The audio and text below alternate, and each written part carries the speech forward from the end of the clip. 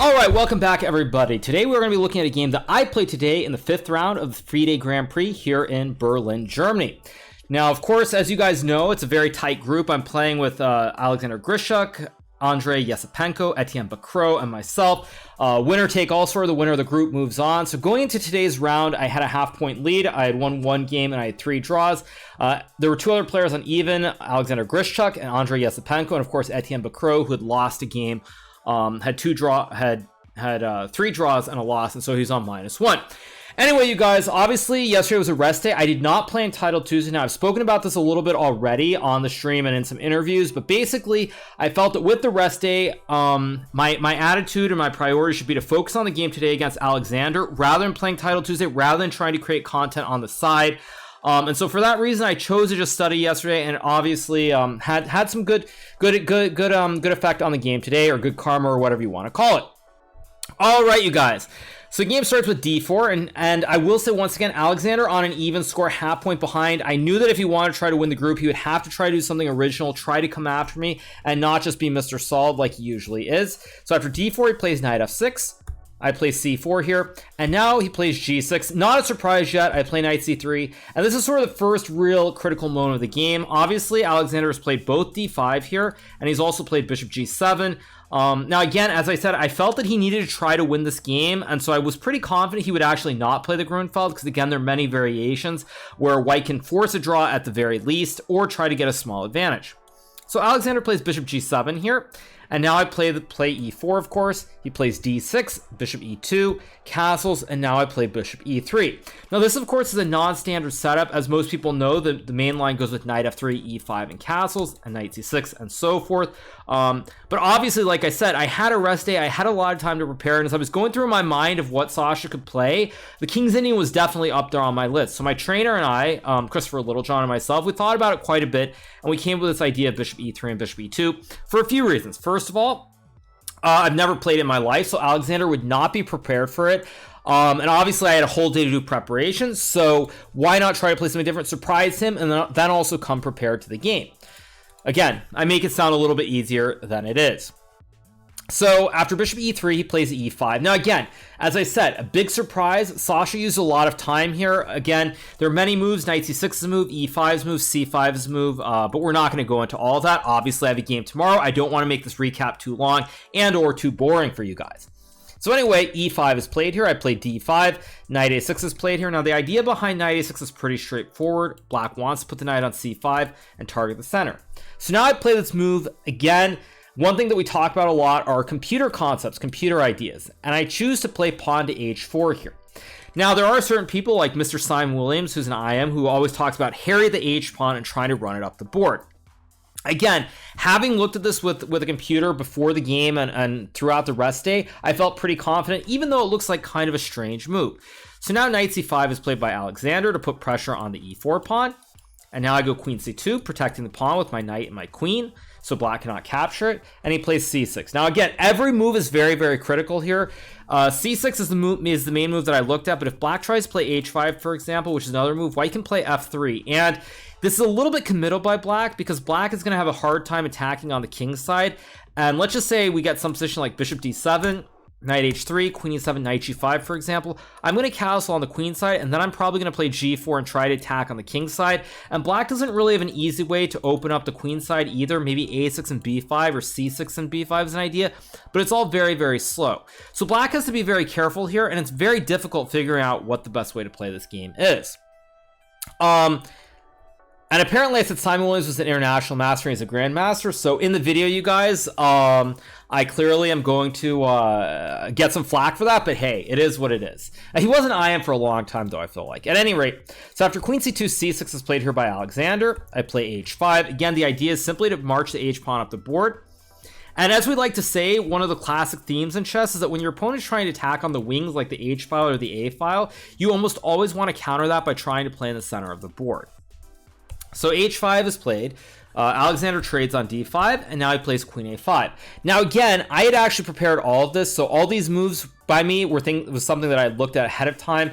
So even though the moves look kind of strange, there is some point to it. So now I play this move h6. Now again, one of the great things about using computers is that they will show you kind of odd ideas that don't really make a lot of sense on first glance, especially people who have played chess for a long time. So here, after queen a5, the obvious move to a human is, well, surely you're going to take on g6, and after black takes with the h-pawn or f-pawn, you can play f3 and you have an h-file to try and attack. However, in this case, this actually is quite bad, because with the queen on c2, I can't really attack towards the king side. So even if I get f3, let's say bishop d7, bishop h6, for example, after trade in this position and rook a c8, there's no attack here on the king side, and black actually is like b5, b4, and my king in the center of the board is very iffy. I can't castle king side. If I castle queen side after something like b5, there is a lot of heat towards my king on c1 and my queen on c2. So here I play the very strange looking move h6. Now bishop h8 is played, and I play f3, consolidating my connect 5 here from h1 to d5. Additionally, while h6 looks a little bit weird, you'll notice that the bishop on h8 is kind of misplaced or a little bit passive here. You'll see the pawn and the knight are both in the way, and even if, say, you move the knight, there's still a pawn, so the bishop isn't really doing anything on this long diagonal. So in this position, Alexander plays bishop d7, trying to follow up with either rook c8 or b5 and b4 potentially. So now I play rook b1, again, all preparation, all computer moves. One thing that you'll notice here is that black has the queen on a5. Now, in a lot of king's Indian positions, let me just put the queen on d8 to illustrate the point. When black gets a setup with a knight on c5 and pawns on d6 and e5, normally black plays a5 here to prevent pawn to b4 and to consolidate this knight on c5 here. However, in this position, black's concession is he's put the queen here. So because black's put the queen here after rook b1, I'm now threatening b4 to fork the queen and the knight. And let's just say black moves the queen to d8, for example. I can actually now play b4, and the knight has to go back to a6. And after g4, let's just say rook c8, for example, a move like queen d2. White is much better here because, again, long term I can play knight h3 in castles. The bishop on h8 is very, very passive here. Knight on the rim is also passive, no access to the center. And the only break black has potentially is something like knight e8 and f5, but it'll be very hard to get this break in because then you expose your king on g8. So again, very difficult to play for black, and even though it looks okay on first glance, it feels unpleasant. And also to boot, Alexander had to contend with the fact that I was making every single move instantly here.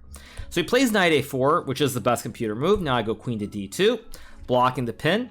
He takes, and now I take, and again, thanks to computers, we see as much as I'd like to say I'm a genius, computers are the real genius. Now, of course, I have an open file for the rook. So this rook b1 move was dual purpose. First of all, I wanted to threaten the b4 fork, but then after this exchange, now my rook is perfectly placed on an open file as well. So queen c7 is played here to guard the pawn on b7. Now I play g4. Very important move here as well. It's kind of odd, but if I play a move like c4 after black, I guess here there's a tactic, but I'll show it anyway. If black can get knight h5 here, for example, with something like knight f4 and some f5, black gets a lot of play here on the center of the board. Now, it is worth noting in this specific position, it's not possible. And this is one case where even though I'm highlighting the themes, I will show you guys a very cool tactic here, which is after knight h5, I can play rook takes knight, pawn takes rook, and now I have this very nice move, bishop b6, attacking the queen. Now, black would love to go queen d8 to stop this queen g5 move, but then I capture the queen. And if black, say, takes the bishop, I can go queen g5 check, bishop g7 only move, and queen takes g7, which is checkmate. However, again, in this situation, I looked at this with the computer, like I said, and now I played g4, and the idea is quite simple. While knight h5 is not an instant threat, long term, this idea of hopping with the knight to f4, g3 could be an issue. Additionally, I restrict the play in the center. Black cannot easily get a pawn break now. So it's very tough to play here for black. Now here, Alexander, an interesting choice. He goes bishop c8. Now it's worth noting that bishop takes g4 is a possible move, but again, after pawn takes, knight takes e4, queen c2, knight takes c3 here, bishop to d2, e4, rook to b3, rook a c8 here, for example. After rook h3 here, black can take a third pawn with knight d5, but after queen takes c7, rook takes c7, white should be a little bit better. Additionally, there also is queen takes e4 as well. So it's very hard to play a move like this when your opponent is blitzing every move. As I said, up to this point, I had used no time at all in the game, and Sasha already by this point, I believe, had used about 1 hour on his clock. So here he goes bishop c8, which also is kind of a logical move. The idea is to play knight d7 and put the knight on c5. So now I play knight h3. Again, I need to finish my development and castle my king out of the center of the board. Also because I cannot really do much in the center. If I go c4, b6, I don't have a pawn break with c5. f4 is never really a threat because then e4 and g4 are weak. So again, finish the development. So now I play knight h3. Knight to d7 played by Sasha, correctly realizing, by the way, that also this bishop is very passive, so he wants to try to bring the bishop back into the game. So now I go knight f2, bishop to f6, and now I finally castle my king.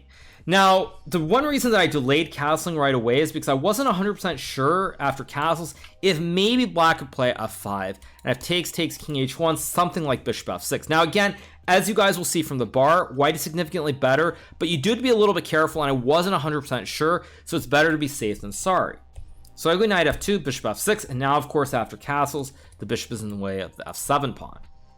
So now bishop e7 is played here by Sasha, and now I play king to h2, again, trying to prepare against this f5 break, say f5. I can just take and go rook g1, and then something like e takes f5, followed by rook g7 or bishop d3. And like I said, white should be better, but there maybe are chances. At any rate, I felt confident that this wasn't really a threat. So I play king h2 to sidestep f5. So he goes knight c5. Again, logical move. Put the knight on an outpost, also open up this long diagonal for the bishop on c8.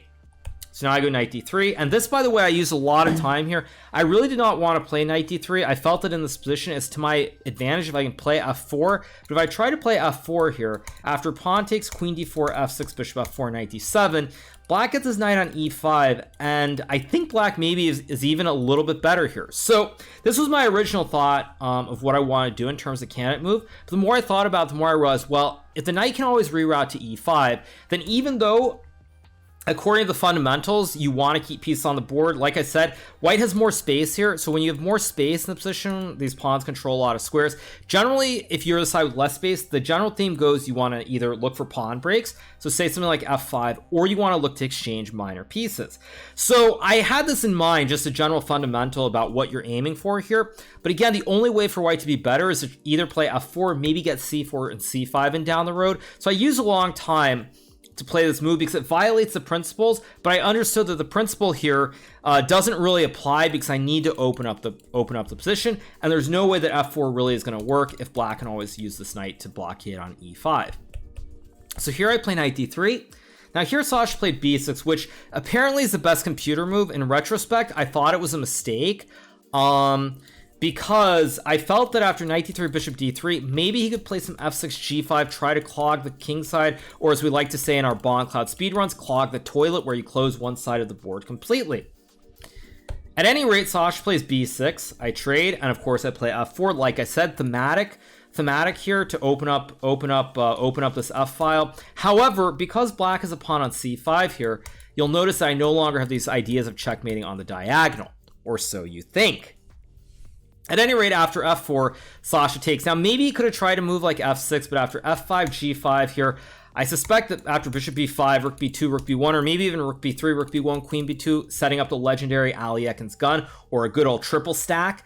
I think I'm actually going to be eating a triple stack or something comparable for dinner later from Uber Eats, but hey. At any rate, I digress.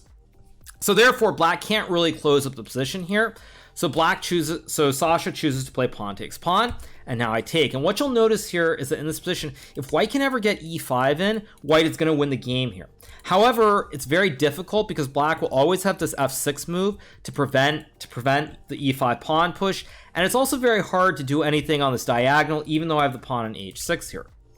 So Alexander plays bishop d7, and now after a long think, I chose to play c4. The idea behind c4 is quite straightforward. I want to play queen c3 or queen b2 and get ready to checkmate on the diagonal. Now here, Grischuk was already very low on time. I think I had about 21 minutes to his 5. Again, you guys at home, try not to get super low on time if you can, because when you get in very complex positions, no matter how good you are at chess, it's very difficult to be precise when you don't have a lot of time. Now, because Alexander was so low on time, he missed the best defense. Now, bishop f6 is actually the move I was most worried about. I thought that after a move like queen e3, followed by queen g3, targeting the pawn on d6, I should be better. But oddly enough, after rook a d8, queen g3, bishop c8, black is completely fine. And it's worth noting that after the game, actually, Sasha and we did discuss this variation, and he did say that maybe he should have gone bishop f6 with rook d8. So this would have been a better try for sure, but again, he was very low on time. It's very tough when you don't have a lot of time to be precise and find the best moves, and he plays rook b8. Now, after this move, it's worth noting that the game starts becoming very clearly better for me, and there really is no path back. Spoiler, so I play queen c3 here, lining up the checkmate on g7, creating the classic lolly checkmate. He plays f6 to prevent it. Now, again, the one thing I realized here that's really important to note about this position is that if I can force e5 or g5 in, I'm probably going to win the game. Center is very closed. Black can't really attack any of my pawns, so there isn't really any action on the b file either. So it comes down to a conceptual situation where I have to come with a concept or an idea and try to make that idea work. Now, the only real idea that I have here is something on this diagonal or pushing the pawn to e5. So something like g5 takes and bishop g3 with e5 is an idea. You guys know there's a checkmate, but that's not the point of what I'm showing, which is something like g5 and then e5. Of course, there are also, if you know, in certain situations are checkmates, but something with either e5 or g5 and a mate on g7. Those are the only real ideas that I have here. Again, not a whole lot is happening on the b file either, so it's a matter of maneuvering the pieces to the best possible squares. So here I go rook b3. Also worth noting that if black trades on b3, I connect all my pawns here. Whereas, say we trade the rooks on b8, for example, you'll notice that my pawns aren't connected, and who knows if this really makes a difference, but I'd rather have the pawns connected, so it makes more sense to exchange the rooks on favorable terms by exchanging on b3, which would improve the pawn structure. So after rook b3, he plays rook b6, and I think this is sort of the big mistake of the game. After this move, I don't really think there was a path back, because now I go g5, rook f7. Now, it's worth noting, by the way, that if I trade here and play g5 in this position, black always has something like rook f7, bishop c1, and then something like queen b4. And again, white's probably better after trading, but I wasn't 100% sure about how clear this was. Computer, I think, just says it's winning. I wasn't so sure. So that's why here I did not actually go for that, and now I played g5. And the reason this is so important is because after rook f7, bishop c1, notice that black doesn't have queen b4. If he trades and goes queen b6, he's too late after bishop b2, because after queen b4, I just trade and I just take the free pawn here on f6, and it's completely winning. So after bishop c1, and by the way, this is also, like I said, it's all about deep concepts and plans of figuring out how to create the most pressure. And after bishop c1, bishop b2, black is always going to have problems on this diagonal. So Alexander plays queen d8 to guard the pawn on f6. Of course, he can't take, because after takes, there are a few ways to win, but probably simplest is just bishop b2, lining up the checkmate. If you take on f1, I mate you on g7. If you go, let's just say rook b3, I mate you on h8. The battery is just simply too powerful here. So in this position, queen d8 is played by Alexander. Now I go bishop to b2. Of course, now black can never take, because there always is going to be checkmate. There will always be a checkmate on h8 or g7. Plays queen f8, and now I just sidestep here with king g2. Maybe not the best move perhaps, but I didn't really see any reason not to, because now after king g2 I can always take on f6. Say black plays a move like bishop c8, after pawn takes, black cannot take the pawn because I take the bishop, whereas if we go back here, say I take, this comes with check on h6 towards my king on h2. So it's just a very prophylactic logical move, sidestep with the king and just keep the pressure alive on the f6 pawn. So here Alexander plays bishop d8, and now I play queen f3. Now I was very upset at myself during the game because my intention was to actually play queen e3 here, and the reason that I was mad because after queen e3, if black plays bishop a4, for example, after we trade, I'm actually simply winning with bishop g4. If bishop d7, there's this killer move, bishop e6. If takes, black cannot really guard everything, the whole position just collapses. But in the game, when I played queen f3, I was very mad because I realized that actually bishop a4 is a move here, and after takes, I no longer have bishop g4, so when I move the queen, he can go back to d7. Now, it's worth noting this is still probably winning anyway, but I was still somewhat upset at myself for putting the queen on the wrong square. So I went queen f3, and now Sasha was very low on time. He plays bishop c8, I go queen e3 to the square that I wanted to, and now he plays rook b3, and he goes for it with pawn takes pawn. Now, during the game, I was actually a little bit unsure about what was going on here. If black just sits and waits, say a move like a5, I can go like queen c3 maybe, and then he just waits with bishop d7. Feels like white is better here, but if I ever take on f6, he takes h6, and if I go like bishop d3, he just sits. And Again, I suspect that with really deep computer analysis, maybe like a depth 50 or something, we'll know whether this is actually winning for white. But during the game, I was not convinced that there was a forced win here.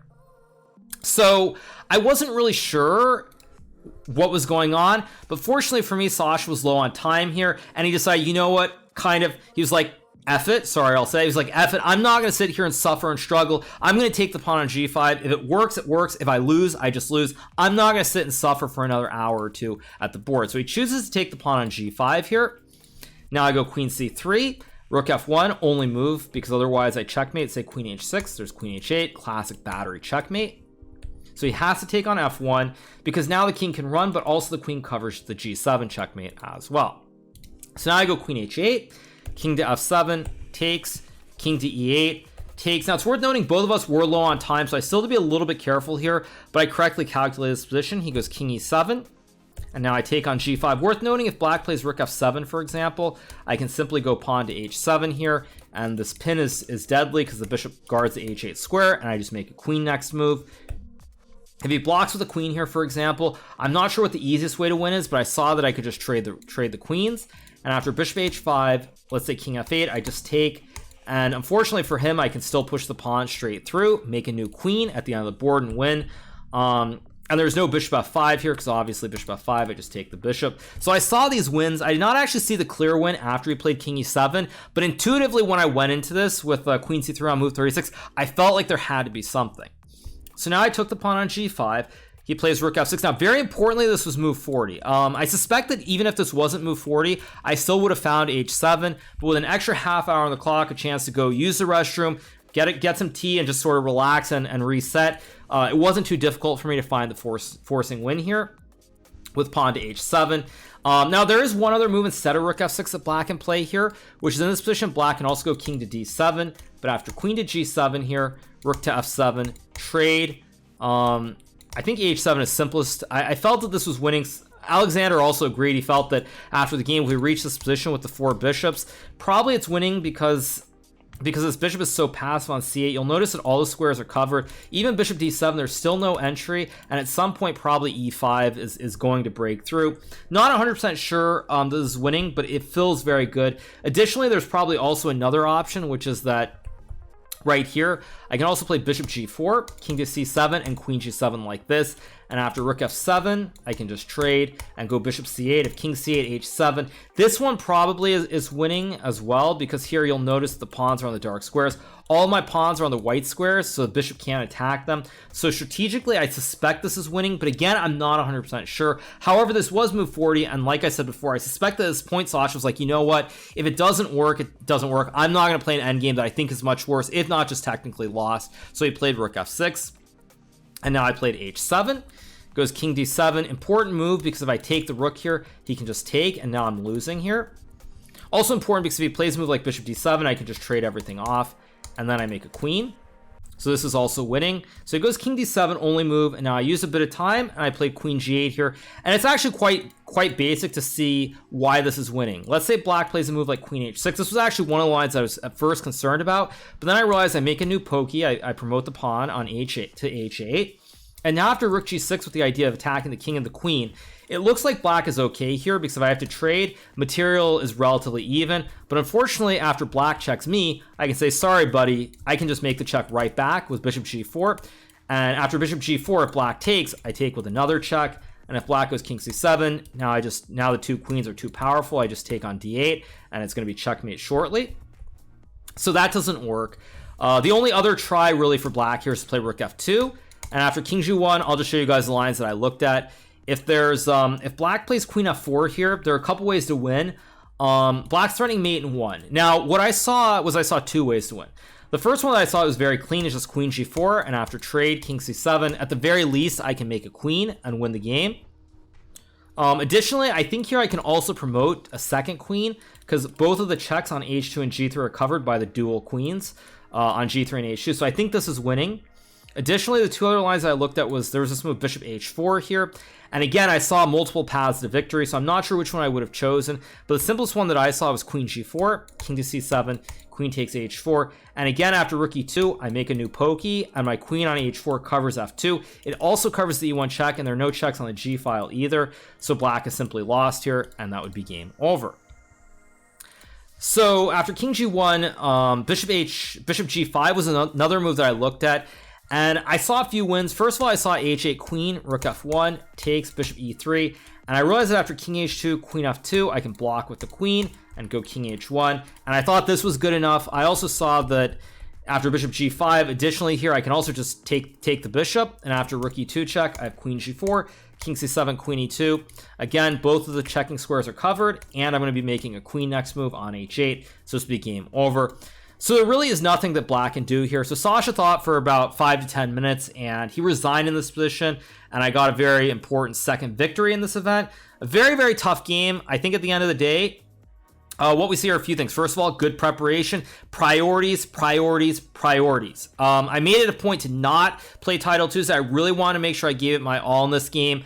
And I suspect if I had played Title Tuesday, maybe it would have been the King's Indian, maybe something else, but there's a good chance that I would not have been as thoroughly prepared, and I might not have won this game. So I do win this game, a very important victory for the standings. I'm now currently leading the group by half a point as we go into the final game tomorrow, game number 6 against Andrei Yesipenko. I will be playing with the black pieces. We're in a situation where if I draw or I win, I advance the semifinals. If I lose, then Andrei takes my place and he will qualify. So big game tomorrow, but again, positive vibes. And we just keep moving forward. So I hope you guys all enjoyed this recap of the game. Once again, if you guys have not hit that subscribe button down on YouTube, make sure to hit that. To all you guys on YouTube, I love you guys and hope you enjoyed this YouTube exclusive recap of game number 5 in the Fide Grand Prix in Berlin between myself, Hikaru Nakamura, and Alexander Grischuk.